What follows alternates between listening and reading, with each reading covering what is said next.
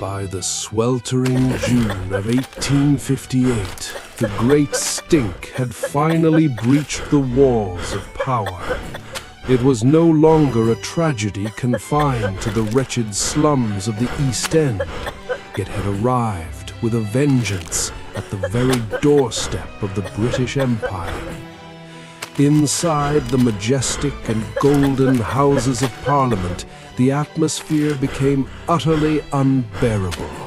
The very men who had spent decades ignoring the desperate cries for sanitation were now gagging at their own desks. The smell of millions of tons of waste was invading the halls of democracy. In a desperate, almost pathetic attempt to stay, officials soaked the heavy lime chloride curtains to neutralize the air, but the Thames was a far more powerful enemy. Panic began to set in. High-ranking lords and politicians were seen fleeing the building, silk handkerchiefs pressed firmly to their faces to keep from vomiting.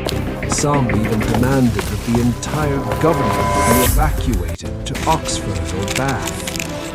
The crisis had become personal, and the empire was paralyzed. But in this moment of absolute despair, one man stepped out from the shadows of the bureaucracy. His name was Joseph Bazalgette.